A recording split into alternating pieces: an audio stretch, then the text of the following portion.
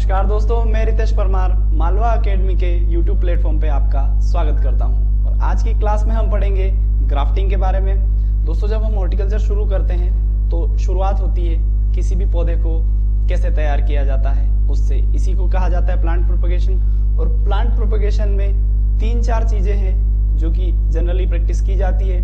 पहला हो गया आपका सीड, यानी कि बीज से पौधा तैयार किया जाता है। दूसरा बडिंग या ग्राफ्टिंग से तैयार किया जाता है, कटिंग से तैयार किया जाता है, उसके अलावा लेयरिंग से तैयार किया जाता है। तो ये 4-5 जो मेन टेक्निक है उसमें ग्राफ्टिंग एक इम्पोर्टेंट पार्ट रखता है और इससे एग्जाम के अंदर क्वेश्चंस भी पूछे जाते हैं। तो क्या होता है ग्राफ्टिंग, कैसे की जाती है, किन क्रॉप्स में कौन सी मेथड है अडोप्टेबल, यही आज के क्लास में हम सीखेंगे। चलिए शुरू करते हैं। तो दोस्तों बात करते हैं ग्राफ्टिंग की। तो grafting is a technique of propagation in which scion stick and root stock is connected in a manner। इस तरीके से दो अलग अलग पौधों को जोड़ा जाता है कि वो एक स्वतंत्र पौधे के रूप में काम करते हैं। इसमें दो पौधों को एक निश्चित आकार में जोड़ा जाता है जिससे कि वो एक सक्सेसफुल नए पौधे के रूप में तैयार हो जाता है। जैसा कि आप फोटो में देख सकते हैं, यहाँ पे अपन ने देसी पौधा है और देसी पौधे के ऊपर ये दूसरे पौधे की कलम की गई है।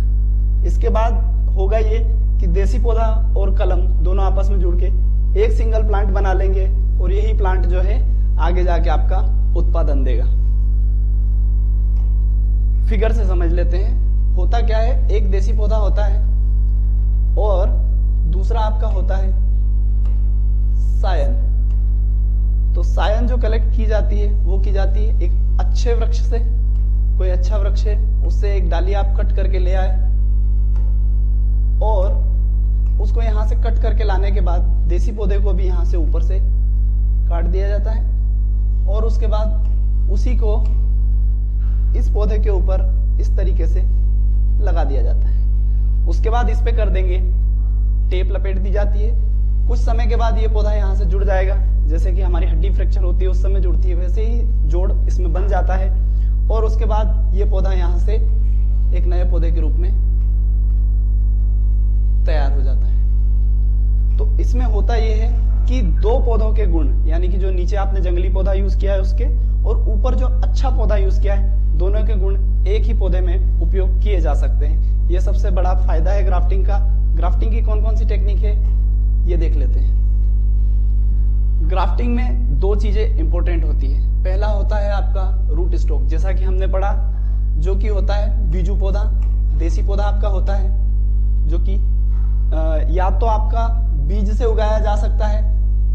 बीज से किन पौधों में उगाया जाता है, जिनमें एक्चुअल में जो क्लोनल रूट स्टॉक है, यानी कि कायिक प्रवर्धन से पौधे तैयार नहीं किए जाते।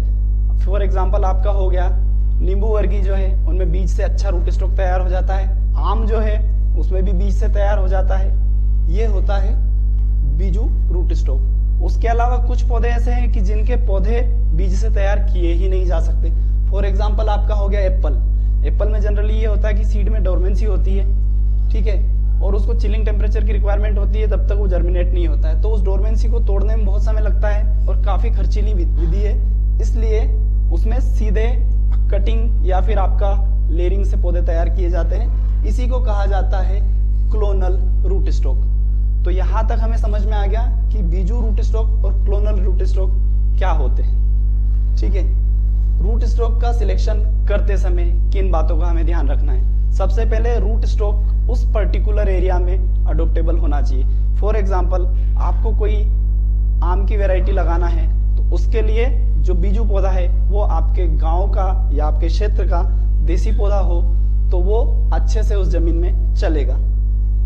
उसके बाद अगली चीज होती है सायन। सायन का मतलब होता है कलम। जो कलम ऊपर से हम लगाएंगे, ऊपर से जो कलम लगाई जाती है, इसी को कहा जाता है सायन। और सायन जो है वो किस तरीके से आपको कलेक्ट करनी है और किस पौधे से कलेक्ट करनी है वो पहले समझ लेते हैं। जिस पौधे से भी सायन कलेक्ट की जाती है वो एक पर्टिकुलर वैरायटी का होना चाहिए, यानी कि उसकी वैरायटी अच्छी होना चाहिए। दूसरा है उसमें उत्पादन शुरू हो चुका हो। ऐसे पौधे से हम नहीं लेंगे जिसमें अभी उत्पादन शुरू नहीं हुआ है, यानी कि हमें सायन ऐसे पौधे से लेना जो फलन में आ चुका हो। उसके बाद तीसरा है इंसेक्ट पेस्ट और डिसीज से वो फ्री होना चाहिए, यानी कि उसमें किसी प्रकार की बीमारी नहीं लगी होना चाहिए, क्योंकि ऐसे बीमारू पौधे से अगर हम सायन कलेक्ट करके लेके आएंगे तो हो सकता है कि आगे आने वाले हमारे पौधे में भी वो बीमारी ट्रांसफर हो जाए। तो ये 3 बातों का हमें ध्यान रखना है सायन कलेक्शन के टाइम। अब अगली चीज आती है packing and storage of scion wood. होता कभी कभी क्या है कि आपको उगाना है आम, लेकिन दिक्कत यह है कि आपके गांव में एक अच्छा आम का पौधा नहीं है, तो सायन आपको दूर से भी लेके आनी पड़ सकती है। हो सकता है आपको साउथ इंडिया जाना पड़े, या आपके कहीं दूर क्षेत्र से जब आप सायन लाते हैं तो उसकी पैकिंग कुछ इस तरीके से की जाती है कि 90% ह्यूमिडिटी होना चाहिए जिसमें आप पैक करके लेके आते हैं, और ट्रांसपोर्ट का समय कम होना चाहिए। तो इसके लिए जनरली क्या होता है, ये प्रैक्टिस की जाती है ग्रेप्स में। जब हम कोई नई वैरायटी इंट्रोड्यूस होती है विदेशों से, तो वहां से जो लेके आते हैं पौधे, तो पौधा नहीं आता है, वहां से सायन वुड भेजते हैं, वो स्टिक। उस स्टिक को अच्छे से 90% ह्यूमिडिटी के साथ स्टोर करके कहीं भी ट्रांसपोर्ट किया जाता है, वहां जाके आगे उसका उपयोग ग्राफ्टिंग या बडिंग के लिए किया जाएगा। चलिए, तो रूट स्टॉक में समझ लिया हमने कि क्या होना चाहिए। लोअर पोर्शन होता है पौधे का, जो नीचे वाला पौधा है ना, और यही इसका पौधे का पूरा आपके ग्राफ्टेड पौधे का रूट सिस्टम बनाता है। सीडलिंग रूट स्टॉक का फायदा क्या है, इसमें वेरिएशन ज्यादा आता है। हमें पता है कि जब बीज से हम एक ही फल के अगर 100 बीजों को भी उगाएं तो सबकी हाइट में और उनकी चाल में और दूसरा उनकी मोटाई या लंबाई में अंतर आ सकता है, तो वेरिएशन आता है। अब वेरिएशन फायदेमंद भी होता है, इसलिए इसका उपयोग जेनेटिकल वेरिएबिलिटी तैयार करने के लिए किया जा सकता है। यानी कि आपको वेरिएशन वाला रूट स्टॉक अगर सिलेक्ट करना है तो उसके लिए आपको बीज से ही रूट स्टॉक को तैयार करना पड़ेगा। बीज से रूट स्टॉक किन किन पौधों में तैयार किया जाता है, आम, उसके बाद आपका हो गया खिरनी जिसके ऊपर ग्राफ्टिंग की जाती है, सपोटा यानी कि आपके चीकू की, उसके बाद आता है आंवला, बेर और बेल। इनके अंदर जो है रूट स्टॉक जो है वो आपका बीज से ही तैयार होता है। अगला होता है क्लोनल रूट स्टॉक। तो क्लोनल रूट स्टॉक में समझ लीजिए कि ऐसे पौधे जिनमें बीज को उगाना थोड़ा सा मुश्किल काम है। एग्जाम्पल हो गया आपका एप्पल, या फिर जितने भी आपके टेम्परेट फ्रूट क्रॉप होते हैं उनमें मैक्सिमम में क्लोनल रूट स्टॉक तैयार किया जाता है। जैसे आपका एप्पल हो गया, पियर हो गया। होता क्या है कि इसमें रूट स्टॉक वाला जो पौधा होता है मातृवृक्ष, उसमें भी मातृवृक्ष यूज किया जाता है। उसको थोड़ा सा बड़ा कर देते, बड़ा करने के बाद उसको एक पर्टिकुलर हाइट से काट दिया जाता था, जिसे कहा जाता था स्टूलिंग, और इसके बाद इस पे मिट्टी चढ़ा दी जाएगी। मिट्टी चढ़ाने से क्या होगा, कुछ समय बाद यहाँ से इस तरीके से शूट्स निकलेगी और उनसे ये सबको सेपरेट करके एक नया पौधा तैयार किया जा सकता है। क्योंकि रूट स्टॉक हमें बल्क में चाहिए, ग्राफ्टिंग का काम बहुत बड़े लेवल पे होता है, तो बल्क में रूट स्टॉक इस तरीके से तैयार किए जा सकते हैं, स्टूलिंग से। दूसरी मेथड है कटिंग से। जिन पौधों में कटिंग सक्सेस है, फॉर एग्जांपल एप्पल में, तो उसमें कटिंग से भी आपका रूट स्टॉक तैयार किया जाता है। उसके अलावा जिन पौधों में ये दोनों मेथड थोड़ी टफ है, उसमें एयर लेयरिंग का उपयोग रूट स्टॉक तैयार करने के लिए किया जा सकता है। लेकिन जनरली जो प्रैक्टिस की जाती है आइदर कटिंग या फिर आपका माउंट लेयरिंग। माउंट लेयरिंग क्या होता है, और ये सब हम पढ़ेंगे लेयरिंग की जब अगली क्लासेस हमारी होगी उसमें, ठीक है। तो रूट स्टॉक जो होता है वो वेजिटेटिव प्रोपगेशन के द्वारा तैयार किया जाता है, उसी को कहा जाएगा आपका क्लोनल रूट स्टॉक। इसमें क्या होता है कि सारे के सारे रूट स्टॉक आपने एक ही पौधे से अगर लिए, आपने 10,000 रूट स्टॉक भी तैयार किए, सब सेम हाइट के, एक जैसी बढ़वार वाले और एक जैसे गुण वाले होंगे, लेकिन नुकसान ये है कि इसमें वेरिएशन नहीं हो सकता है। तो वेरिएशन नहीं हो सकता, इसलिए इसका रिसर्च वगैरह में काम आप नहीं कर सकते। आप कमर्शियल मेथड पे अगर कहीं प्रोपगेशन करना है तो उसके लिए क्लोनल रूट स्टॉक बहुत अच्छा होता है। उसके बाद किस तरीके का पौधा होना चाहिए रूट स्टॉक का, डिसीज रेजिस्टेंस होना चाहिए। अगर बात करें ठंडे क्षेत्रों में उगाने वाले फलों की, तो कोल्ड हार्डी होना चाहिए, और तीसरा स्ट्रेस झेलने वाला होना चाहिए, यानी कि ऐसा पौधा हो जो कि पूरी तरह से जंगली हो, किसी भी एडवर्स कंडीशन में जी जाए, ऐसे ही पौधे से जो है रूट स्टॉक तैयार किया जाता है। क्लोनल रूट स्टॉक सबसे ज्यादा कॉमन है एप्पल में, ठीक है।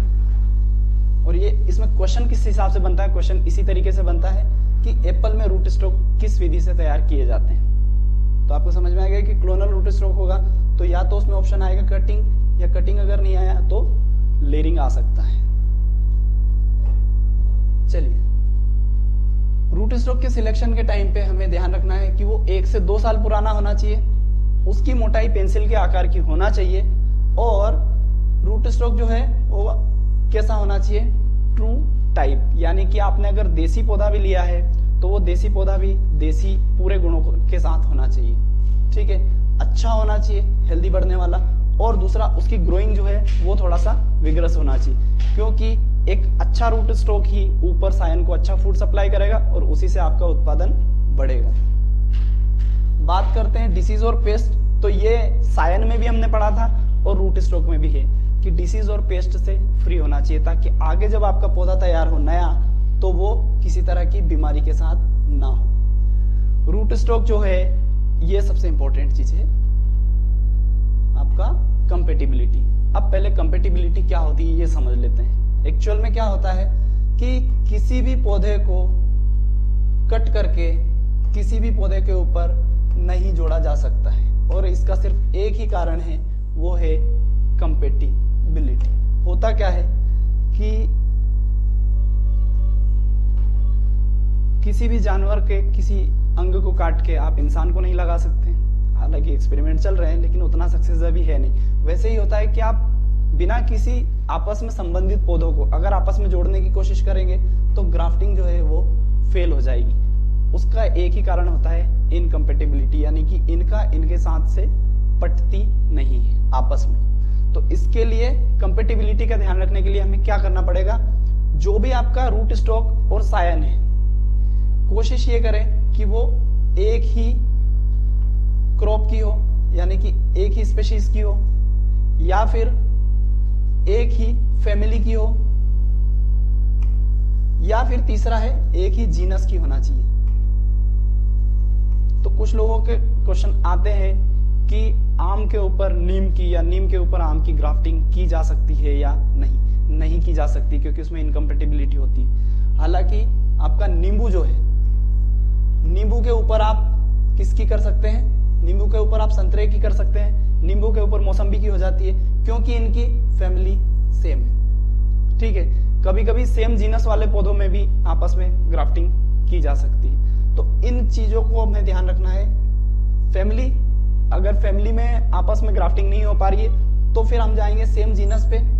सेम जीनस में सिर्फ स्पेशीज डिफरेंट होगी, और कुछ क्रॉप्स इतनी ढीठ होती है कि उनमें सेम जीनस और मतलब फैमिली तो सेम होगी ही, सेम जीनस होने के बावजूद भी ग्राफ्टिंग संभव नहीं होती, तो उसमें आपको उसी क्रॉप की देसी या जंगली पौधे को रूट स्टॉक के रूप में उपयोग किया जाना पड़ेगा, ताकि इसको कंपेटिबिलिटी मिल जाए और ये आपस में यूनियन अच्छे से बना पाए। ठीक है, अब बात करते हैं हम सायन की। तो सायन जो होता है, रूट स्टॉक तक हमारा क्लियर है कि रूट स्टॉक देसी होना चाहिए, जंगली होना चाहिए, उस एरिया में अडोप्टेबल होना चाहिए, और चौथा है कि सायन से कंपेटेबल होना चाहिए, यानी सायन से अच्छे से उसका संबंध बनना चाहिए जब उसको ग्राफ्टिंग की जाए तब। तो इसके लिए क्या होता है, अब बात कर लेते हैं हम सायन की। सायन जो होता है वो शूट सिस्टम बनाता है। पौधे में दो भाग होते हैं, एक होता है आपका रूट सिस्टम, दूसरा होता है शूट सिस्टम। तो जो शूट सिस्टम होता है ऊपर वाला पोर्शन, वो पूरा का पूरा कौन तैयार करता है, सायन। इसलिए सायन की अपने आप में एक वैल्यू है। जिस तरीके से हमने रूट स्टॉक में सारी बातों का ध्यान रखा था, सायन में भी हमको रखना है। तो होता क्या है, ग्राफ्टिंग में शॉर्ट पीस को डिटेच करके पौधे के ऊपर लगाया जाता है, जिसमें बहुत सारी डोरमेंट बड होना चाहिए। जनरली क्या होता है, 15 से 20 सेंटीमीटर का एक टुकड़ा लिया जाता है मदर प्लांट से, उसी को कहते हैं सायन। उसमें मिनिमम 3 से 4 डोरमेंट बड होना चाहिए। ठीक है, जब वो जुड़ जाता है रूट स्टॉक के ऊपर ग्राफ्टिंग के बाद, तो वो एक स्टेम बनाता है, ब्रांचेस बनाता है, और पूरा फ्रेमवर्क जो है वो शूट वाले पौधे से ही तैयार होता है, यानी कि आपकी सायन से। ठीक है, अब बात करते हैं ग्राफ्टिंग की अलग अलग मेथड्स की। तो ये तो हो गया था कि क्या होती है ग्राफ्टिंग, कौन कौन से होते हैं उसके इंपॉर्टेंट कंपोनेंट। उसके बाद ग्राफ्टिंग की कौन कौन सी होती है टेक्निक और किन क्रॉप्स में वो यूज की जाती है, पढ़ेंगे हम अगली क्लास में। होप आज की क्लास आपको बहुत पसंद आई होगी। जुड़े रहिए मालवा एकेडमी के साथ। धन्यवाद।